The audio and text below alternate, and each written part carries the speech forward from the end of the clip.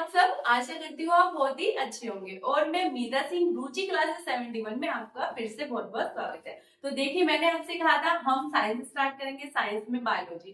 Biology में class 12 में आपको पता है हमारा कहना काफी एक डिफरेंस आता है, अंदर आता है बताने के लिए किसमें प्रोकैरियोटिक और यूकैरियोटिक कोशिकाओं में क्या डिफरेंस है।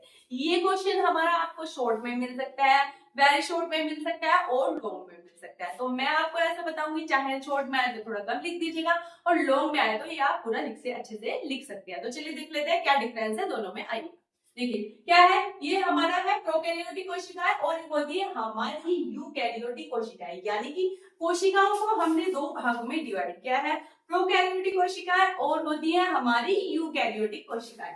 चलिए आते हैं फर्स्ट नंबर पे। देखिए आप मेरे से थोड़ा शॉर्ट में लिखेंगे, लेकिन जब आप एग्जाम में से लिखेंगे तो पूरा लिखेंगे। मैंने यहाँ पे लिखा इनकी कोशिका भित्ति, आपको लिखना है पूर्ण प्रोकैरियोटिक कोशिकाओं की कोशिका भित्ति क्या होती है, पतली होती है। यानी कि इनकी जो लेयर होती है वो पतली होती है, कोशिका भित्ति यानी कि सेल वॉल जो होती है पतली होती है। ठीक है, इनकी पतली होती है तो दूसरे की क्या आप पूरा लिखेंगे, आपके यूकैरियोटिक कोशिकाओं की कोशिका भित्ति क्या होती है, मोटी। तो एक डिफरेंस तो याद है, क्या याद रखना है, इसकी क्या होती है, पतली होती है कोशिका भित्ति। बस दो मतलब कहने का मतलब आपको शॉर्ट में याद करना है, लेकिन जब आप एग्जाम में लिखेंगे तो अच्छे से लाइनों में लिखेंगे, क्योंकि आपको पता है देखा जाता है कितना बड़ा आपने क्वेश्चन लिखा है। तो देखिए इसमें कोशिका भित्ति क्या होती है, इनकी होती है पतली और इनकी क्या हो जाती है, कोशिका भित्ति मोटी हो जाती है। फर्स्ट डिफरेंस हो गया। सेकंड की अगर मैं बात करूं, केंद्रक अव्यवस्थित होता है या फिर कभी कभी होता ही नहीं। इसमें क्या होता है, केंद्रक जो है वो क्या होता है मतलब अविकसित होता है, या तो विकसित होने वाला होता है या फिर होता ही नहीं। किसमें नहीं होता, ये होता है हमारा प्रोकैरियोटिक कोशिका में। बात करते हैं इसकी, केंद्र क्या होता है, पूर्णतः विकसित होता है। इसमें क्या होता है, अनुपस्थित होता है। तो इसमें क्या होता है, इसमें उपस्थित हो गया। तो दूसरा डिफरेंस हमारा क्या हो गया, ये हो गया। थर्ड नंबर की अगर मैं आपसे बात करूं तो केंद्रिका अनुपस्थित होती है, यानी कि इसमें केंद्रिका भी नहीं होती है। लेकिन इसमें क्या हो गया, केंद्रिका। ये मैंने शॉर्ट में लिखा है, आप पूरा लिखेंगे, यूकैरियोटिक कोशिकाओं में केंद्रिका उपस्थित होती है। इस तरह से लिखिएगा आपको, ताकि देखने में भी अच्छा लगे एग्जामिनर को। बात करते हैं फोर्थ नंबर की। देखिए मोस्ट इंपोर्टेंट ये आपका वेरी शॉर्ट में भी आ सकता है। 70s प्रकार के राइबोसोम्स पाए जाते हैं। तो क्वेश्चन देखिए हमारे शॉर्ट में पूछ सकता है कि 70s प्रकार के राइबोसोम कौन सी कोशिका भित्ति में पाए जाते हैं, या तो प्रोकैरियोटिक यूकैरियोटिक। तो किसमें पाए जाते हैं, 70s की अगर बात करेगा तो किसकी बात करेगा, प्रोकैरियोटिक की बात करेगा। अब आ रहे यूकैरियोटिक में, तो यूकैरियोटिक में कौन से प्रकार के पाए जाते हैं, यूकैरियोटिक में पाए जाते हैं हमारे 80s प्रकार के। तो याद रखिएगा मेन डिफरेंस है, 70s आएगा तो हमारा प्रोकैरियोटिक हो जाएगा, और हमारा 80s आएगा तो हमारा क्या हो जाएगा, यूकैरियोटिक हो जाएगा। मेन मेन सी चीजें देखो, 3-4 पॉइंट आप है ना करके याद करेंगे और फिर उसे फुल अपनी डिटेल में लिख देंगे, तो आपको बहुत आसानी से आपको इस पे मार्क्स मिल जाएंगे। अब देखिए इस पे क्या होता है, आप पूरा लिखेंगे, प्रोकैरियोटिक कोशिकाएं, कोशिका माइटोकॉन्ड्रिया, गोल्जिकाएं, लवक, अंतःप्रद्रव्य जालिका, लाइसोसोम्स अनुपस्थित होते हैं। यानी कि ये सारी चीजें हमारी प्रोकैरियोटिक में नहीं होती, अनुपस्थित का मतलब नहीं होती। और वहीं दूसरी तरफ इसमें क्या है, इसमें ये सभी चीजें पाई जाती हैं। केवल किसमें पाई जाती है, पाई जाएंगी केवल पादप कोशिकाओं में। पादप का मतलब पेड़ पौधे वाली हमारी जो होती है उसे बोलते हैं हम पादप।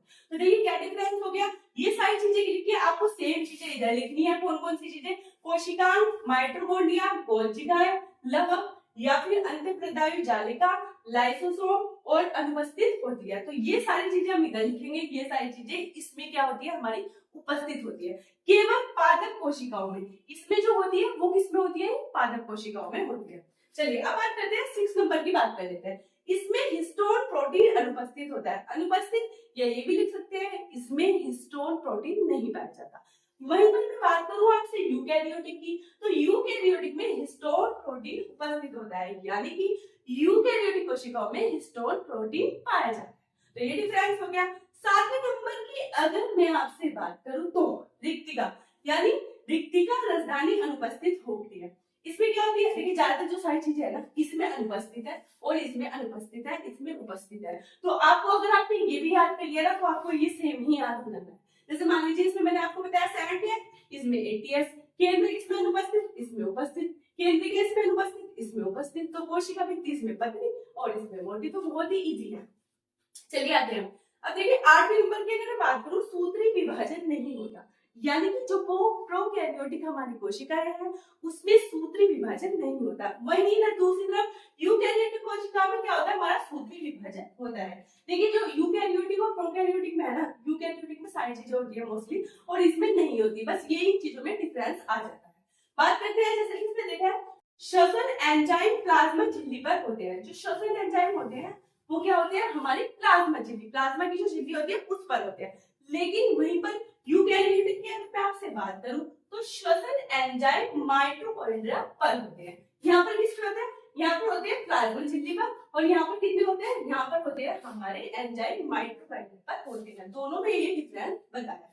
अब बात करते हैं, देखिए प्रोकैरियोटिक कोशिकाएं होती कौन सी है। एग्जाम्पल भी आ जाता है कभी कभी, जैसे आपको विकल्प में दे सकते हैं क्या ना, इसमें ये प्रोकैरियोटिक कोशिका कौन सी है या फिर यूकैरियोटिक कोशिका इसमें से कौन सी है। तो चलिए देख लेते हैं। देखिए जीवाणु आते हैं, कौन से आते हैं, जीवाणु। प्रोकैरियोटिक में आते हैं हमारे जीवाणु, नीली हरी शैवाल और विषाणु। जीवाणु, नीली हरी शैवाल और विषाणु ये किस में आते हैं, ये आते हैं हमारे प्रोकैरियोटिक में।